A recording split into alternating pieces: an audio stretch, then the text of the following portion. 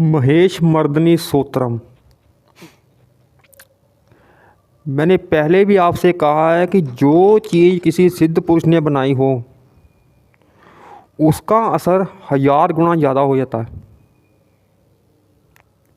और ये जो महेश मर्दनी स्तोत्रम है, ये सिद्ध पुरुष तो छोड़ो, साक्षात देवताओं भगवान ने बोला था। ये जब माता काली ने महिषासुर का वध किया था तो उनका क्रोध शांत नहीं हो रहा था उसके बाद भी, और सब देवताओं ने मिलकर ये महेश मर्दनी स्तोत्रम बोला था उस वक्त। और इसके फायदे क्या हैं ये मैं बताऊंगा आपको। और भाई इससे पहले जो भी वीडियो देख रहा है वो बिना लाइक और सब्सक्राइब किए ना जाए प्लीज़। महेश मर्दनी स्तोत्रम को आप पढ़ना तो बड़ी दूर की बात है। सुबह या शाम आप मोबाइल पे चला के भी रख देंगे ना तो भी आपके घर में दुख दरिद्र सब दूर हो जाएगा आपके घर का। और नेगेटिव शक्ति तो बड़ी दूर की बात है कि अंदर आपके एरिया में भी नहीं आ सकती। जहाँ तक मोबाइल की आवाज़ जाएगी ना आपकी, वो एरिया किलित हो जाएगा, एक सुरक्षा घेरा बन जाएगा आपके घर में, जिसमें कोई भी बुरी ताकत प्रवेश नहीं कर सकती, कोई जादू टोना आपके घर पर नहीं चल सकता। और इसे सुनने से या पढ़ने से, पढ़ने को तो फ़ायदा बहुत ही ज़्यादा है इसका, पर भाई एक रिक्वेस्ट है आपसे, जो भी पढ़े वो ठीक तरीके से पढ़े। अगर संस्कृत पढ़नी नहीं आती तो आप गूगल में सर्च करेंगे तो हिंदी में मिल जाएगा आपको। और पढ़ना आपको ठीक तरीके से है, ये पढ़ना है तो नहा धो कर पवित्र होकर बिना नहाए आपको ये नहीं पढ़ना। नहा धो कर साफ़ सुथरे कपड़े पहनकर फिर ये पढ़ना है आपको। और मैं चिल्ला कर कहता हूँ कि कोई भी काम करो भाई नियम से करो, बिना नियम के कोई फ़ायदा नहीं होता किसी काम का भी।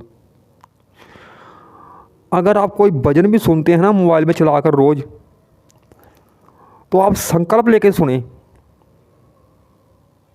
जिसका भी आप भजन सुनते हैं उसे उनको प्रणाम करके उनसे आशीर्वाद लेकर संकल्प लें कि हम आपका 21 दिन ये भजन सुनेंगे, हमारी ये मनोकामना है पूरी करें। तो फिर मुझसे बात करना कि उसका असर नहीं हुआ, फिर आप बोलना कैसे असर नहीं होता उसका। और ये पढ़ना है ना महेश मर्दनी स्तोत्रम आपने, इसका मैं फ़ायदा एक और बताऊंगा आपको। अगर आपके घर में कोई बीमार व्यक्ति है तो आपने क्या करना है, नहा धोकर पवित्र होकर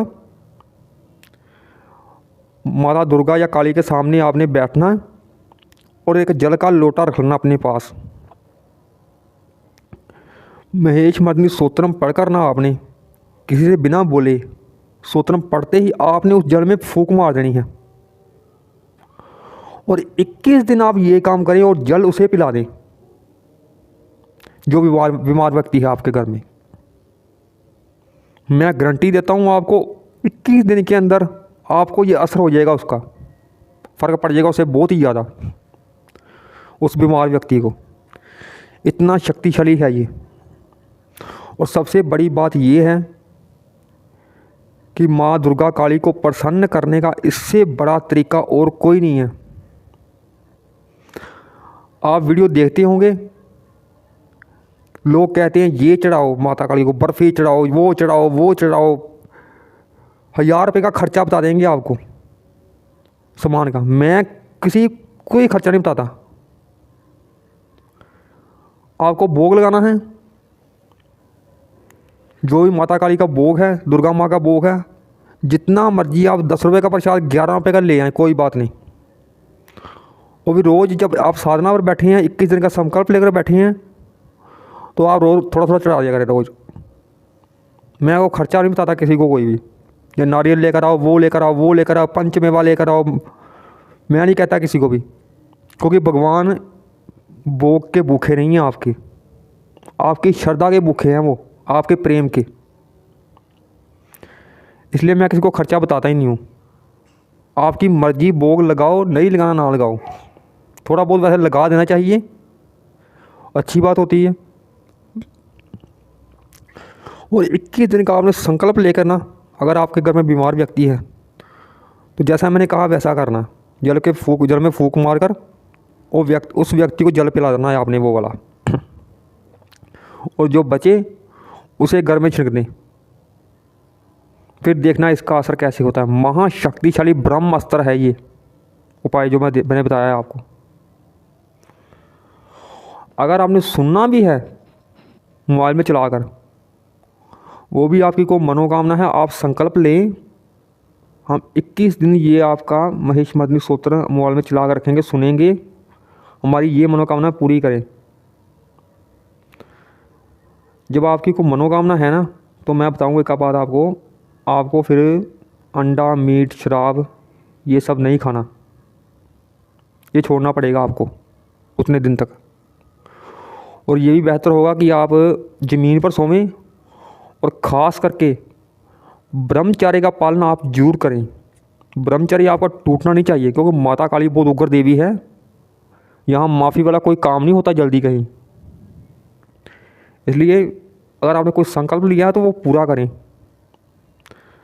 संकल्प के बीच अड़चनें भी आती हैं, और उन अड़चनों को आपने पार करना है। आपने अपने नियम पर पक्के बंधे रहना है। सबसे बड़ी बात होती है जब आप संकल्प कर लेंगे ना, तो फिर आपको भी पता होगा कि हमने ये काम करना है। अगर आपने संकल्प नहीं लिया ना, तो फिर आपका मन जो है भटक जाएगा। मन करेंगे, संकल्प लिया होगा आपने सुनने का, तो आप रोज़ सुनेंगे। ये सुनने का संकल्प लिया ना आपने, तो मैं ये नहीं कहता भी घर में चला कर सुनो। अगर आप कहीं बाहर हैं तो वहाँ सुन लो, कोई बात नहीं। अगर पढ़ने का संकल्प लिया है तो मैं ये भी नहीं कहता कि आप घर में पढ़ो, अपने जहाँ मर्जी पढ़ लो, जहाँ आपको टाइम मिलता ना।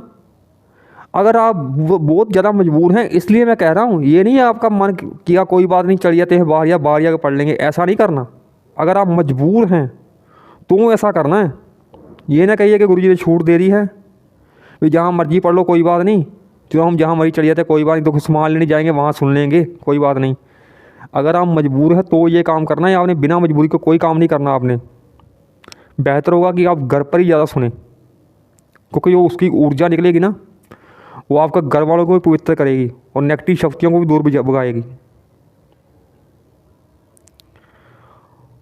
ठीक है, और जैसा मैंने कहा वैसा करें। तो फिर मुझसे बात करना। अगर कोई पूछना हो तो आप कमेंट कर सकते हैं, और चैनल को भाई सब्सक्राइब और लाइक जरूर कर दें। कुछ रह गया है तो कमेंट कर दें प्लीज़। और कमेंट में ओम दुम दुर्गाय नमः या ओम क्रीं कालिकाय नमः, ये तो आप जरूर करके जाएं। जय श्री महाकाल। और चैनल को भाई प्लीज़ सब्सक्राइब और लाइक कर दें, ताकि ऐसी जानकारियाँ आपको फिर मिल सके। जय श्री महाकाल।